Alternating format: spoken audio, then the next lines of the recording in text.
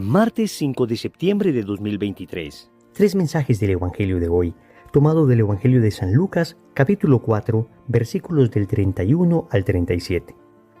En aquel tiempo, Jesús bajó a Cafarnaún, ciudad de Galilea, y los sábados enseñaba a la gente. Se quedaban asombrados de su doctrina porque hablaba con autoridad.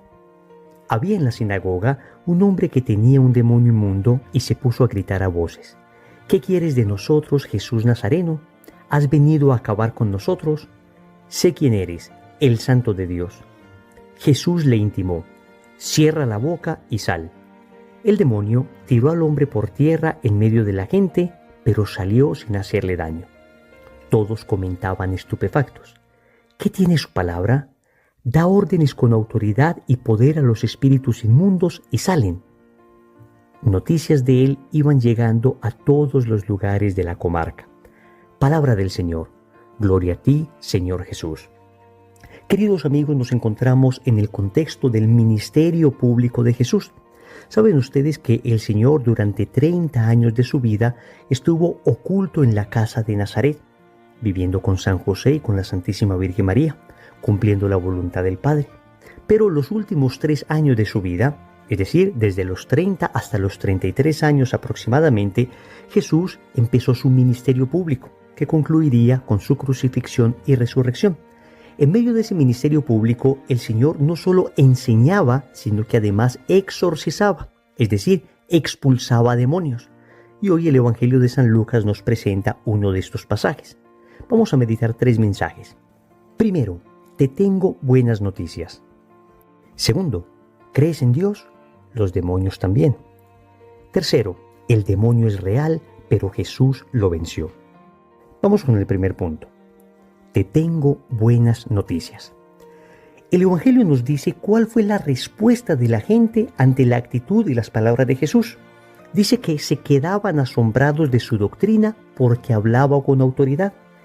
Y al terminar el Evangelio, después del exorcismo que realiza Jesús, la gente decía: ¿qué tiene su palabra?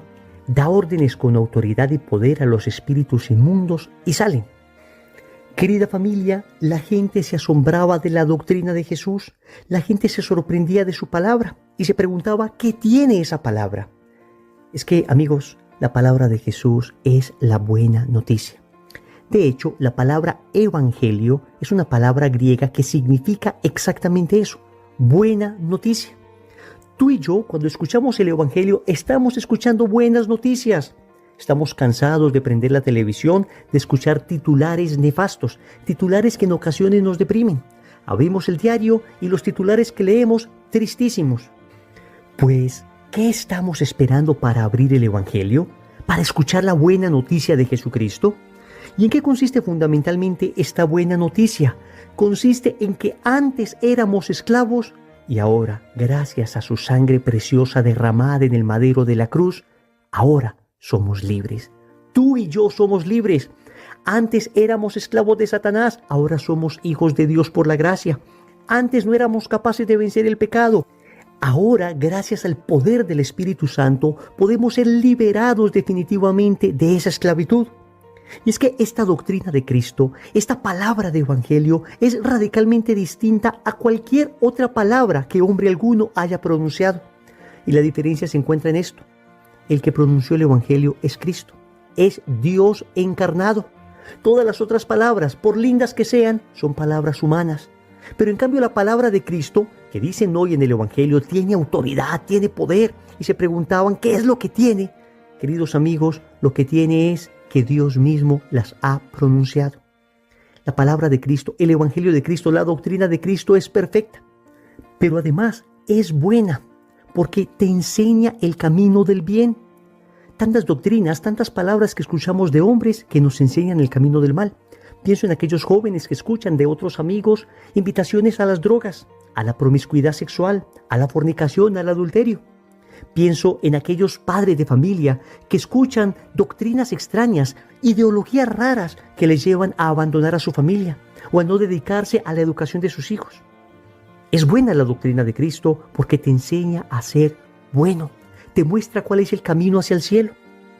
Es doctrina verdadera porque te protege de la mentira, Nosotros somos tan manipulables, las redes sociales, la abundancia de información que tenemos en este momento, que nos cuesta dificultad discernir. Qué lindo, qué maravilloso, qué glorioso tener un escudo como la palabra de Dios que nos enseña qué es la verdad, que nos protege de la manipulación del poder de turno, que nos protege de las ideologías cambiantes de los siglos. La palabra de Dios permanece en el tiempo y por eso cuando vienen ideologías extrañas y contrarias a la fe, a la razón, contrarias a la naturaleza, viene la palabra de Cristo y nos protege. La doctrina de Cristo es bella porque tiene la visión más perfecta, más positiva, más hermosa acerca del hombre, acerca del mundo, acerca de Dios.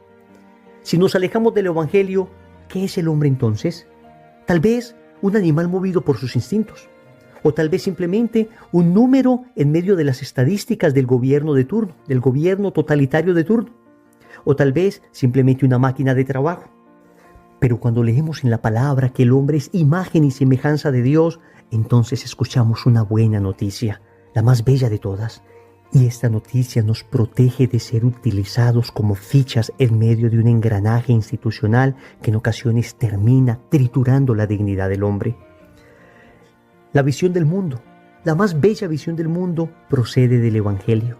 Porque sin el Evangelio la vida no tiene sentido, la existencia no tiene sentido. ¿Tanto esfuerzo para qué? ¿Hacia dónde se dirige esto? Pero cuando leemos la palabra de Dios, sabemos que el mundo tiene su consumación en Cristo, que es en Él en el que Dios recapitulará toda la historia, que en Cristo este mundo como lo conocemos será redimido. Pero es que el Evangelio nos enseña la visión más bella de Dios. Puedes consultar cualquier otra religión, cualquier filosofía por bella que sea que hable de Dios y te darás cuenta que no existe un Dios tan cercano como el nuestro, una visión tan bella, tan hermosa de Dios como la que tenemos los cristianos. Es que no es solamente un Dios todopoderoso que está lejos, es un papá que me ama, que me rescata, que me salva. Te tengo buenas noticias, y esas buenas noticias son las palabras de Cristo. Segundo, ¿crees en Dios? Los demonios también. Queridos amigos, cuando Jesús está expulsando al demonio de este endemoniado, escuchen lo que Él le dice. Sé quién eres, el Santo de Dios. Tremendo evangelio. Tremendas palabras. Amigos, el demonio sabe quién es Jesús, sabe que es el Hijo de Dios, sabe que es el Santo de Dios.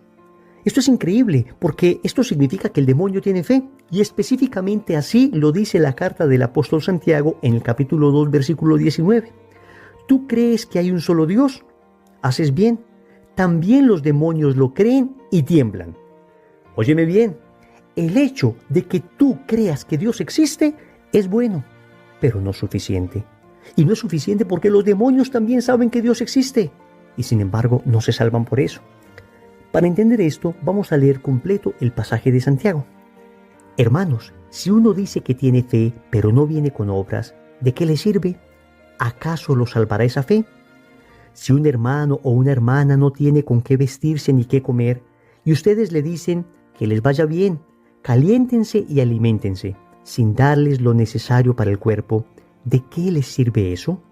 Lo mismo ocurre con la fe. Si no produce obras, muere solita. Y sería fácil decir a uno, tú tienes fe, pero yo tengo obras. Muéstrame tu fe sin obras, y yo te mostraré mi fe a través de las obras. De la carta de Santiago, capítulo 2, versículos del 14 al 18. Así es, queridos amigos, no basta tener fe. Además, hay que tener obras. Ese demonio reconoció a Jesús, sabía que Dios existía y sabía que el Hijo de Dios se había encarnado. Y sin embargo, esto no le bastó para salvarse. Al contrario, estaba aterrorizado ante la presencia de Cristo. ¿Por qué? Porque no tenía obras. En otras palabras, no había amor, caridad en su corazón. Amor en primer lugar hacia Dios. No amaba a Dios. Al contrario, le temía a Dios. Le tenía al frente y quería salir corriendo ante su presencia. Nuestra fe debe tener amor en la base. Amor y fe juntos. Amor a Dios en primer lugar, pero amor también al prójimo. El demonio estaba atormentando a un hombre.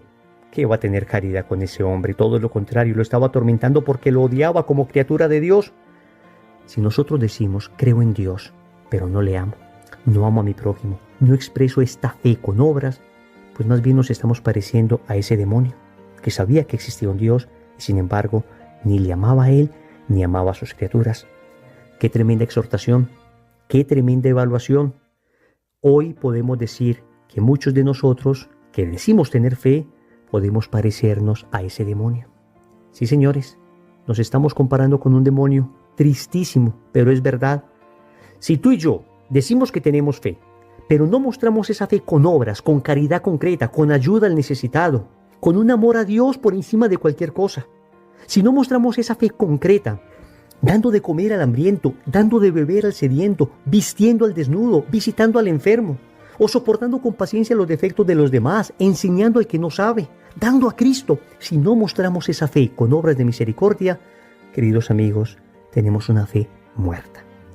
Y Santiago, el apóstol, dice que esa fe muerta es parecida a la fe de un demonio. No lo digo yo, lo dice la palabra. Y es una exhortación para ti y para mí. Y todos los días tenemos que evaluarnos y preguntarnos, ¿mi fe está viva o está muerta? Si es una fe viva, es la fe del cristiano. Si es una fe muerta, es la fe de los demonios. Tercero, el demonio es real, pero Jesús lo venció. Dice el Evangelio que Jesús increpó al demonio. Cierra la boca y sal. El demonio tiró al hombre por tierra en medio de la gente, pero salió sin hacerle daño. Querida familia, el demonio es real. El demonio existe. No es simplemente el mal en general. Hay algunas corrientes teológicas que dicen que el demonio es simplemente el mal. No, amigos. El demonio hace el mal, pero el demonio no es simplemente el mal. Pablo VI dirá que el demonio es un ser concreto, un ángel caído, pervertido y pervertidor. Y dice que quien niegue la existencia de Satanás, como aparece en las Sagradas Escrituras y en el Catecismo de la Iglesia Católica, se sale de la enseñanza de la Iglesia. No podría llamarse católico. Lo que pasa es que, desafortunadamente, en alguna época se llegó a acentuar tanto la acción del demonio que pareciera que el demonio fuera más fuerte que Cristo. Y entonces, desafortunadamente, por esa ley pendular a la que nos sometió el pecado original, que nos cuesta dificultad de encontrar equilibrio, como en alguna época se acentuó demasiado la fuerza del demonio, pues hemos pasado al extremo contrario a minimizarla, negarla y hasta negar su propia existencia. Mantengamos el equilibrio que nos enseña la palabra. Existe, evidentemente. Jesús luchó contra él, evidentemente. Y Jesús lo venció, evidentemente. ¿Existe el demonio? Sí, pero Jesús lo venció. Él, Cristo, la palabra eterna del Padre, venció a Satanás. Y San Agustín decía que a partir del momento en que Cristo muere en la cruz y resucita por nosotros, a partir de ese momento el demonio es como un perro amarrado, un perro encadenado, que solamente muerde a quienes se le acercan. El demonio no puede andar por ahí haciendo todo el daño que quiere, pero si nos acercamos al demonio,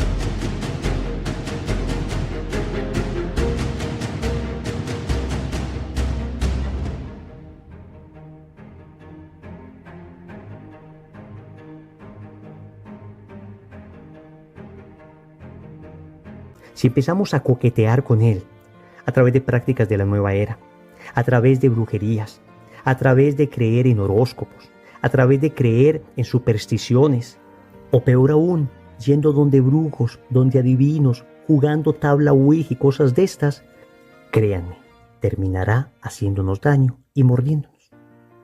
Recordemos entonces, primero,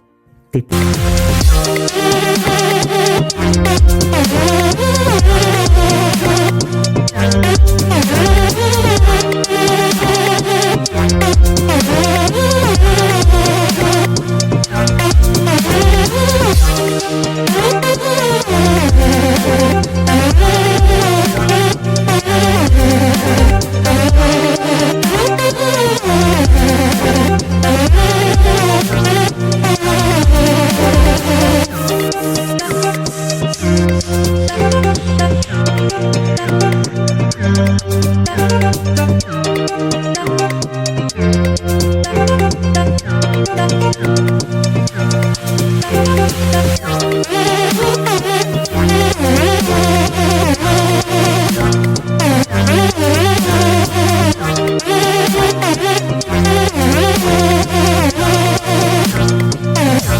Tengo buenas noticias.